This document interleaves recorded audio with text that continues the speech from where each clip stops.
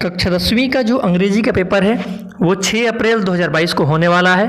और 6 अप्रैल 2022 को कैसे कैसे क्वेश्चन आएंगे और कौन कौन से क्वेश्चन इंपॉर्टेंट है, अगर आपको ये चीज़ समझ में बिल्कुल नहीं आ रही है तो ये वीडियो बिल्कुल आपके लिए बनी है। वीडियो में एंड तक बने रहिएगा और वीडियो को देखने के बाद आपके सारे डाउट्स क्लियर हो जाएंगे। और कॉपी कैसे लिखी जाती है इस पर भी हम बात करने वाले हैं। तो चलिए फटाफट बिना देर किए इस वीडियो को हम स्टार्ट करते हैं। सबसे पहले आपको जो काम करना होगा कि यहाँ देखिए टॉपिक्स में कुछ आपको दे रहा हूँ, जिस टॉपिक पर आपको कंप्लीट फोकस करना है उसको देखिए, क्योंकि समय आपके पास बहुत कम बचा है। तो यहाँ पर अनसीन पैसेज आपका आएगा 10 नंबर का, इसकी आपकी भरपूर तैयारी करनी पड़ेगी। जो आपने कभी पहले पढ़ा नहीं है वैसे आएंगे, बहुत सिंपल होता है। इनमें से इस पैसेज से ही आपको आंसर देना होता है क्वेश्चनों का। उसके बाद आपका आएगा लेटर एप्लीकेशन में से कोई एक आएगा। जैसे मैं आपको कुछ हिंट यहाँ पे दे रहा हूँ, क्लू जो इसमें से इंपॉर्टेंट है, जो हर साल पूछता है वही आप तैयारी कीजिए। जैसे लिखा है write a letter to your friend to invite him on your birthday. अपने मित्र को या दोस्त को एक पत्र लिखना है जिसमें अपने बर्थडे पर उसको बुलाना है। या दूसरा देखिए write letter to your friend inviting him to attend your brothers या सिस्टर्स मैरिज सेरेमनी। यानी कि अपने मित्र को एक पत्र लिखना है जिसमें उसको आमंत्रित करना है अपनी बहन या भाई के विवाह समारोह के लिए, ठीक है। यानी कि आपके भाई या बहन की शादी हो रही है और उसमें आप अपने मित्र को आमंत्रण दे रहे हैं, यानी कि बुला रहे हैं। तो इन दोनों में से कोई एक मोस्ट इंपॉर्टेंट दोस्तों, दोनों की आप तैयारी कर लीजिएगा, क्योंकि हर साल बोर्ड एग्जाम्स में यूपी बोर्ड में यही पूछता है। चलिए फटाफट बिना देर के आगे बढ़ते हैं। अब बात करते हैं एप्लीकेशन की। तो एप्लीकेशन में आपको लिखना होगा write an application to your principal for issuing transfer certificate. जी हाँ, अपने प्रधानाचार्य को एक पत्र लिखना है, प्रार्थना पत्र, जिसमें आपको टीसी मांगना है, ठीक है। यानी कि आप स्कूल छोड़ रहे हैं और आपको ट्रांसफर सर्टिफिकेट की आवश्यकता है। या write an application to the district magistrate to your district requesting him to ban the use of loud speaker during the board examination. यानी कि अपने जिलाधिकारी को एक पत्र लिखना है जिसमें शिकायत करनी है कि हमारे आसपास में लाउड स्पीकर बजते हैं और बोर्ड एग्जाम्स की तैयारी के लिए हमें प्रॉब्लम्स होती है। उसको बंद कराने के लिए आपको लेटर लिखना है, ठीक है। एप्लीकेशन यानी प्रार्थना पत्र लिखना है। अब बात करते हैं ग्रामर पोर्शन में क्या पूछ सकता है। तो ग्रामर पोर्शन में आपका पूछेगा आर्टिकल, आप याद कर लीजिएगा, ठीक है। आर्टिकल, रिपोर्ट और पैराग्राफ, जो कि 6 नंबर के आएंगे, तीनों में से कोई एक। जिसमें से मैं आपको बताऊंगा, सजेस्ट करना चाहता हूं कि आर्टिकल आप लिखिएगा, क्योंकि आपके निबंध लिखने की प्रैक्टिस होगी। उसी टाइप का आर्टिकल भी होता है। इसमें कुछ टॉपिक मैंने आपको दिया है, उसको आप तैयारी कर लीजिएगा। इंपॉर्टेंस ऑफ मॉर्निंग वॉक, जो कि मोस्ट इंपॉर्टेंट है। द किलर डिजीज, डेंगू के बारे में।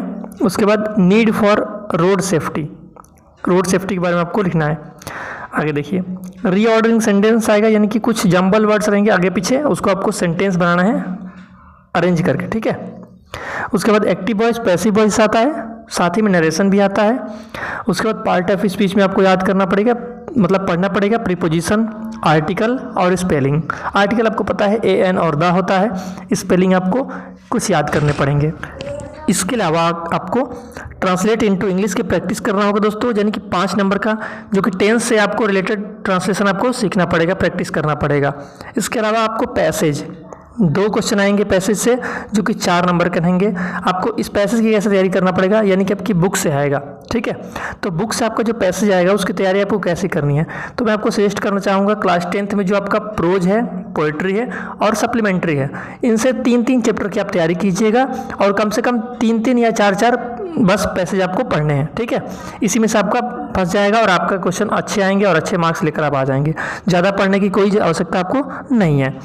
अब आगे देखिए, और जब आपके बोर्ड एग्जाम्स में क्वेश्चन आंसर पूछते हैं उसको हम वीडियो में आगे आपको दिखाने वाले हैं। अब बात करते हैं सेंट्रल आइडिया की। तो सेंट्रल आइडिया क्वेश्चन आंसर हमने कुछ फाइंड आउट किए हैं जो कि मोस्ट इंपॉर्टेंट है, उसको आप बिल्कुल याद कर लीजिएगा। सेंट्रल आइडिया या पोएम आपको एक याद कर सकते हैं, आपकी इच्छा है, चॉइस आपकी है। तो मैं कहूँगा सेंट्रल आइडिया आप याद कर लीजिए, अच्छा रहेगा। एक डस्ट ऑफ स्नो का और एक टाइगर इन द जू का, इन दोनों में से कोई एक आ जाएगा दोस्तों। बिल्कुल आपको निश्चिंत रहिए, क्योंकि आप इसकी तैयारी करेंगे तो ये बिल्कुल फंसता ही है। आगे चलते हैं। अब बात करते हैं मोस्ट इंपॉर्टेंट क्वेश्चन, जो कि 10th क्लास में 2022 एग्जाम में आने वाले हैं। इसको आपको किसी भी हाल में दोस्तों याद कर लेना है, रट लेना है, छोड़ना नहीं है। पहला क्वेश्चन आपको याद करना है, give a character sketch of भोली।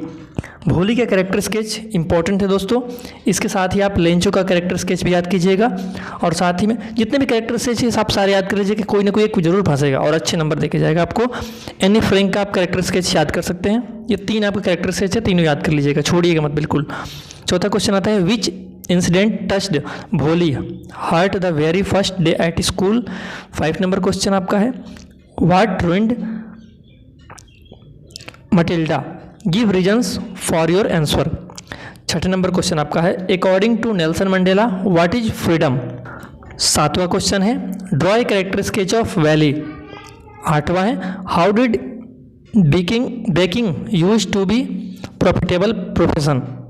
9 नंबर क्वेश्चन है who was Griffin, how did he take revenge on his landlord.